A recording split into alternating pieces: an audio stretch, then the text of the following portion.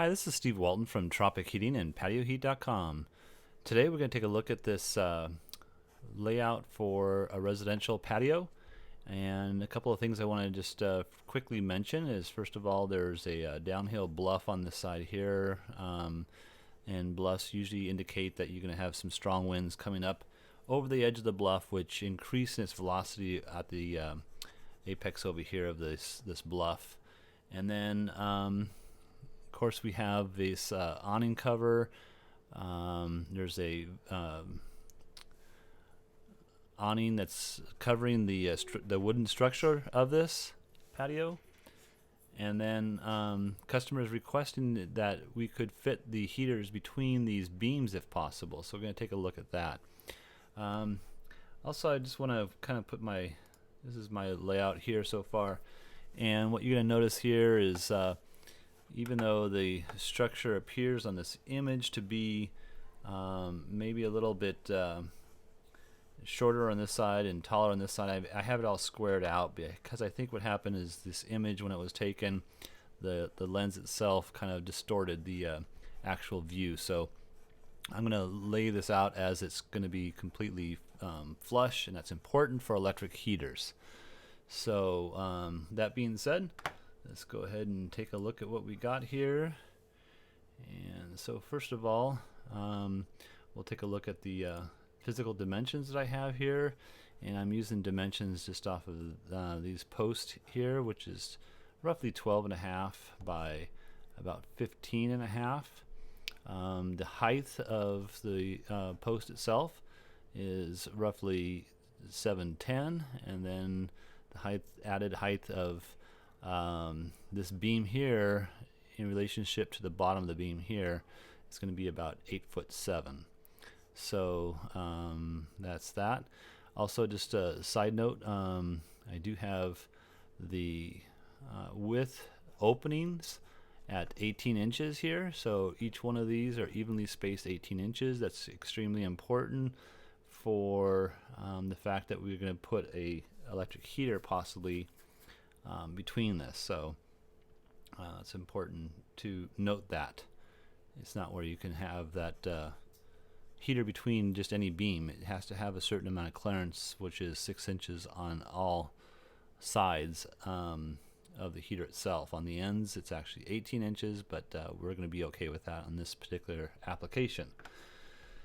So let's go ahead and look at the heater positions that I've chosen. So you can see here, first of all, the layout is pretty much you have a couple of chairs and recliner table here in the middle, and so looking at two of these slimline units, and let's just go with the dimensions of this real quickly here. So you can see if I place a slimline between these 18-inch openings here between the beams, I have 6 5/8 of an inch of clearance on this side, 6 5/8 of an inch clearance on that side. The heater itself is about 4 3/4 of an inch.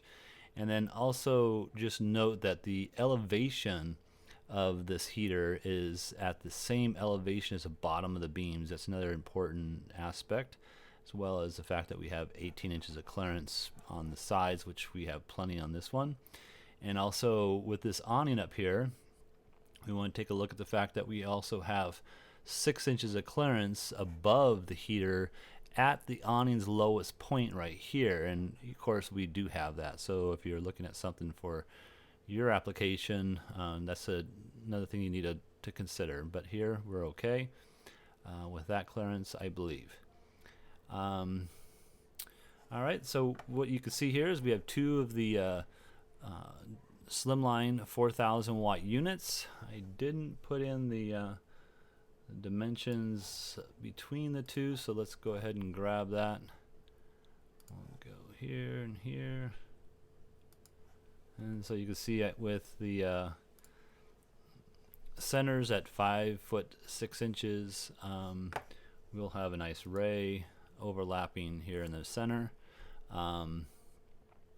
The heaters, and so yeah, you can see with just the two units here, I think that's going to be adequate for this type of layout. We could put a third unit in, sorry about that, We could put a third unit in, however, I think that's going to be more overkill. Looking up here, let's just see here if I can remove this for a second. And so looking up overhead, we can see that we have a nice good coverage for most of the space, and again, a third unit would just be overkill in that area. I do have them probably a little bit closer than I would normally like to have them, but if I moved either one of these to the left or to the right, then I wouldn't have the symmetry that I'd like to have as well. It just gives it a better visual look, as well as then I wouldn't have this overlapping in the center that I also like to have. Because of the distance of the move itself, obviously we're going to be going at least 18 inches, and so I'd prefer to have that overlap, and also the space of distance that I'm going to be covering here is approximately about 10.5 to 7 feet wide of heat ray. So that's that. Put the top back on. Let me just turn the dimensions off here. And so, yeah, this is a pretty basic application. I wouldn't go with the W series, because then I wouldn't have that clearance on the left and right. I believe with the W series I'm at 8 inches of heater width, and other than that, all the other dimensions would be the same. I think the customer asked a question about where the control panel could go. If you wanted to put a control panel in there, you could install a control panel, say up here somewhere. If you had the space, I don't know what the true distance is above here, but we could always get you the dimensions of the control panel, or you could, I believe the control panels are waterproof, so you could always, place it, hidden back on top of here, let's say, and run the wires down along this post and to the panel itself, or you could even put the panel over here and of course run the wires back up this way, something of that nature. You don't want the panel in the actual direct spray of like a sprinkler system or something like that, but yeah, you can obviously put the panels wherever you see fit. Some people even build a little enclosure to just protect it. So there's a bunch of choices with that. And as far as control panels are concerned, control panels are nice, and this would be a 4,000 watt unit at, I think we said we got nearly 9 feet of height here on the application, so yeah, about 8.5 feet of height. And yeah, you might want to turn them down a little bit at different times of the year, but most of the heating times, let's say, or the season that you'd be using, you'd probably use them on high for the most part. So something to consider when you're making that choice of a control panel.